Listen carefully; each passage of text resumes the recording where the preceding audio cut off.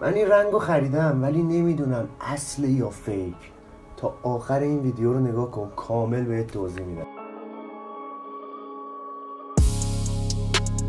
اول اینکه رنگ اورجینال از کیفیت بسیار بالایی برخورداره. اینو میتونی هم از روی نوشته های روش متوجه بشی و هم از خود ظرفش که چقدر کامل و تمیز این برچسب روی ظرف چسبیده و هیچ هوایی زیرش نیست. ولی حالا نکته دو، شناسنامشه که خب جنس های فیک هم شناسنامه دارن، ولی این نکته اصلی توشه. بیا تا بهت بگم. اول از همه کیفیت چسبش هست. بذاری من اینو بازش کنم. اول از همه کیفیت چسبه. خود کمپانی چون چسبشون بسیار قویه، فقط این قسمت رو چسب زدن تا راحت این بچسبه و باز بشه.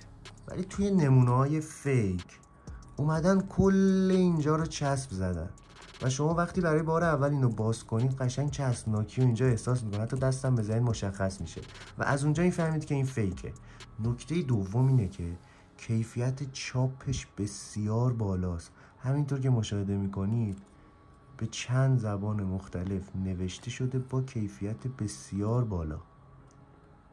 خب نکته بعدی، از این نوار نارنجی به پایین کمپانی اومده از جوهری استفاده کرده که به راحتی با دست کشیدن روش پاک میشه و از اونجایی که این جوهر بسیار خاص و گرونه به صرفه نیست که توی نمونه های فیک استفاده بشه. خوشبختانه نمونه های فیک این قسمتشون پاک نمیشه و شما میتونید به راحتی تشخیص بدید که فیکه. ببین نکته بعدی که از همه مهمتره اینه که خود کمپانی اومده کاری کرده که شما بتونید خیلی راحت تشخیص بدید که این رنگ فیکه یا اصل. ببین همینطور که مشاهده میکنی توی قسمت قبلی ویدیو اینجا هیچ نوشته ای نبود دیگه زیر بارکد.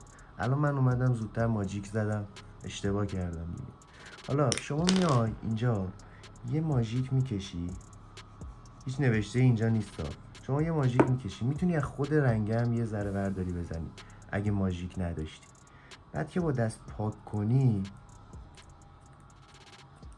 این فوروره کامل مشخص میشه و شما از اینجا میتونی بفهمی که این رنگ اصله. ببین اگه دنبال جنس فیکی و برای برندت ارزش قائل نیستی از من نخر، چون من اومدم اینجا تا اول از همه آگاهت کنم که جنس فیک نخری و دوم این که اگر اورجینال خواستی من تمامی محصولات میکروبلیدینگ و میکروپیگمنتیشن و اورجینال دارم تا هم شما و هم مشتریاتون راضی باشن. خیلی مخلصیم.